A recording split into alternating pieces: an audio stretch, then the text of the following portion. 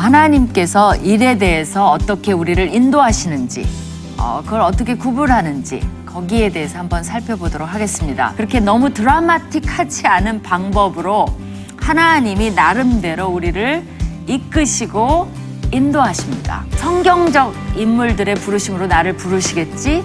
그거는 기대하지 말라는 것이 첫 번째 원리입니다.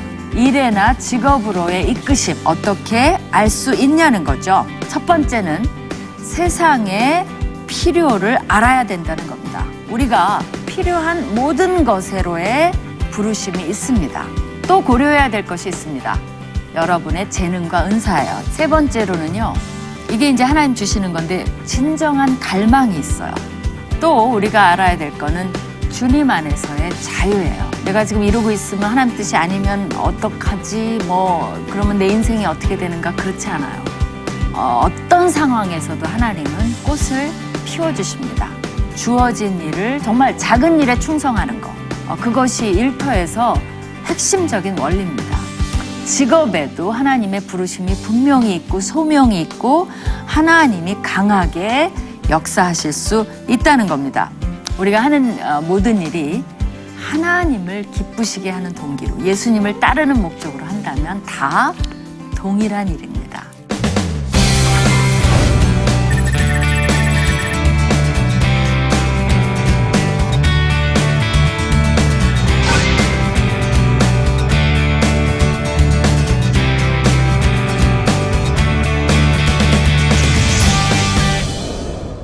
안녕하세요.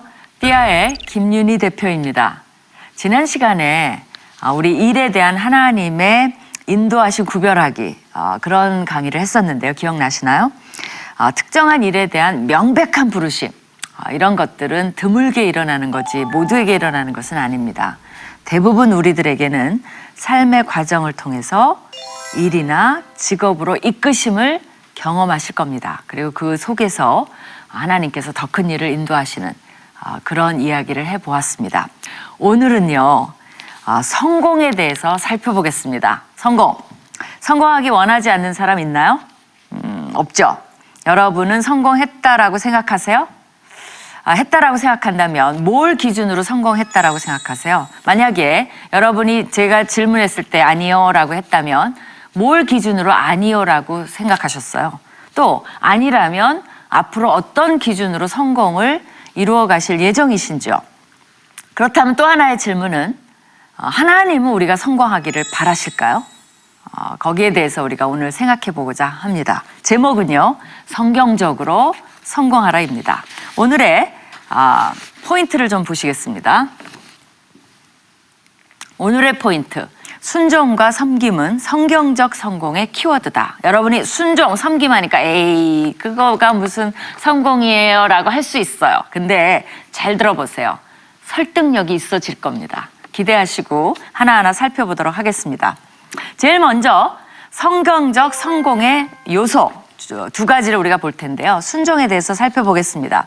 각자가 가지고 있는 성공의 기준, 여러분의 성공의 정의는 뭡니까? 다 있으시겠죠, 그렇죠? 어떤 사람들은 근데 뚜렷한 기준이 없는 사람도 있어요. 그냥 남이 달려가는 대로 무조건 달려가는 사람도 굉장히 많이 있습니다. 그냥 단순히 인정받고 싶은 욕구, 명함에 근사한 직위를 파고 싶은 욕구, 또 취직이 안 된 젊은이들은 어떻게 생각해요? 내가 대기업만 들어갈 수 있으면 성공 아닐까? 라고 생각을 합니다. 또 취직이 계속 안 된다면, 그렇다면 우리가 질문해 봐야 되는 거는 실패한 인생인가요? 취준생들은 지금 다 실패한 인생을 살고 있는 걸까요? 또 연봉이 어느 정도 목표인 사람, 또 내가 임원이 돼야지, 또 기업에 들어갔으니까 CEO가 돼야지 라고 생각하는 사람이 있다고 합시다.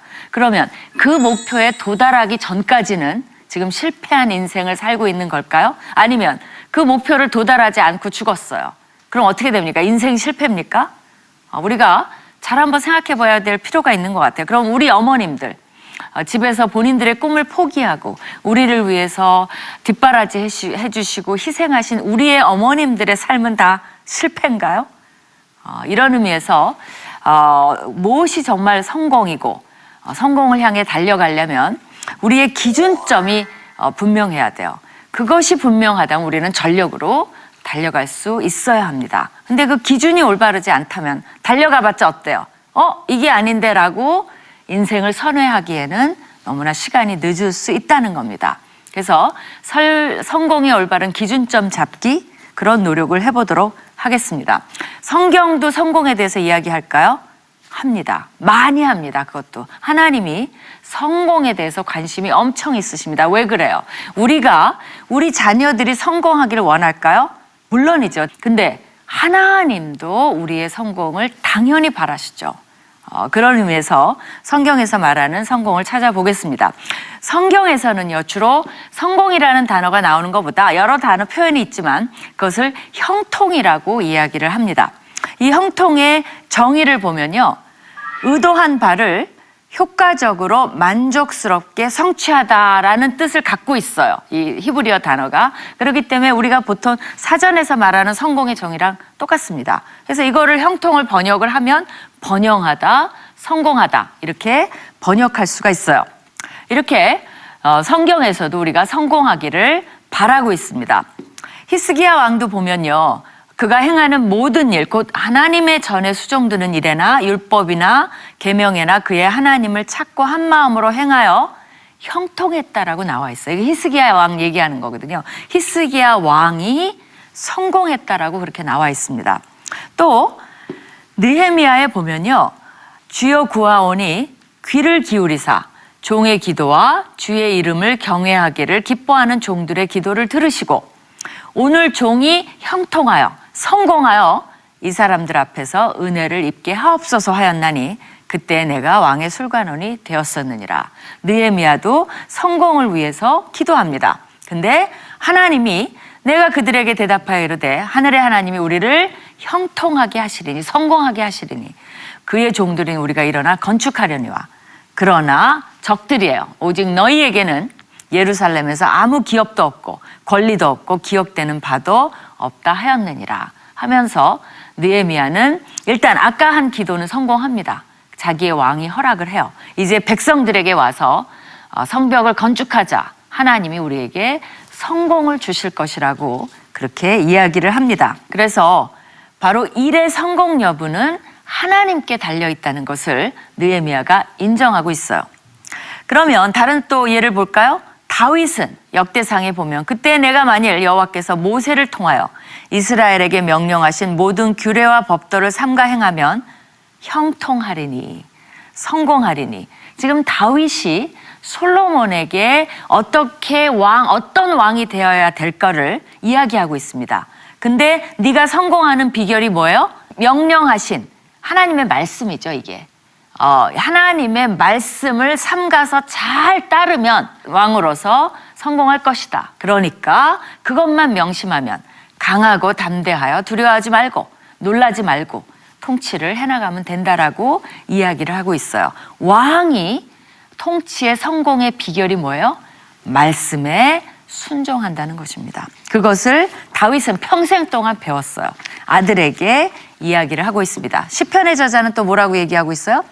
오직 여호와의 율법을 즐거워하여 그의 율법을 주야로 묵상하는 자는 시냇가에 심은 나무가 철을 따라 열매를 맺으며 그 잎사귀가 마르지 아니함 같으니 그가 하는 모든 일이 다 형통하리라, 성공하리라는 거예요. 조건이 뭐예요? 여호와의 율법을 주야로 묵상하는 자는. 묵상만 하겠어요? 율법을 묵상하면 순종하겠죠. 순종이 핵심이라는 겁니다. 이사야서 55장 11절에 보면 내 입에서 나가는 말도 이와 같이 헛되이 내게로 돌아오지 아니하고 나의 기뻐하는 뜻을 이루며 내가 보낸 일에 형통함이니라. 이게 무슨 말이냐면 하나님 입에서 나가는 말은 바로 말씀을 말해요. 그래서 말씀은 반드시 그 목적한 바를 이룰 것이라고 이야기를 합니다. 그렇기 때문에 하나님 말씀대로 하면 뭐예요? 결국은 그 목적한 바를 우리가 이루게 된다는 거예요. 그러면 뭐가 되는 거예요? 그 일에 성공하게 되는 거죠. 그렇기 때문에 하나님이 말씀을 순종하라는 거예요. 이 말씀 정말 중요합니다. 말씀은 반드시 목적한 바를 이루게 돼 있어요. 우리를 배반하지 않습니다. 말씀은. 그러니까 말씀대로 하면 반드시 성공할 것이라는 약속이나 마찬가지죠. 또 우리가 우시야 왕을 볼까요? 우시야 왕이 이렇게 말했어요.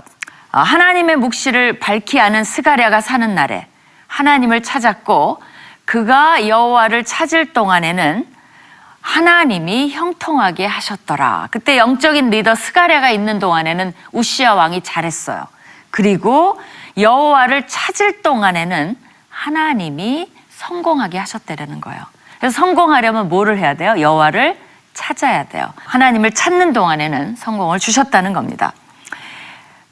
근데 우시야 왕에게 문제가 생겼어요. 우시야 왕이 그가 강성하여짐에 그의 마음이 교만하여. 요걸 굉장히 조심해야 돼요. 성공하면 그 다음 바로 찾아오는 게 뭐냐면 우리 목에 기부스하는 거죠. 교만이 찾아와요. 우시야 왕에게 그런 일이 일어난 거죠. 악을 행하여 그의 하나님 여호와께 범죄하되. 어떤 범죄를 했냐면요. 곧 여호와의 성전에 들어가서 향단에 분향하라 한지라.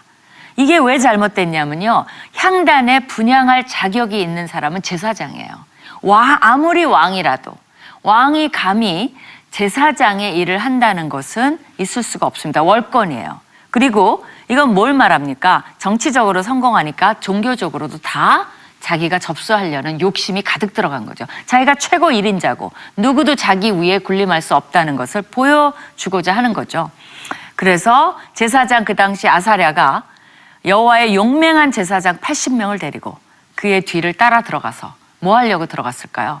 왕 앞에 이야기를 하려니까 80명이 함께 들어가서 진실되게 얘기를 하는 겁니다. 우시야 왕 곁에 서서 그에게 이르되 우시야여 여호와께 분향하는 일은 왕이 할 바가 아니요 오직 분향하기 위하여 구별함을 받은 아론의 자손 제사장들이 할 바니 그건 제가 할 일입니다. 성소에서 나가소서. 왕이 범죄하였으니 하나님 여호와에게서 영광을 얻지 못하리이다.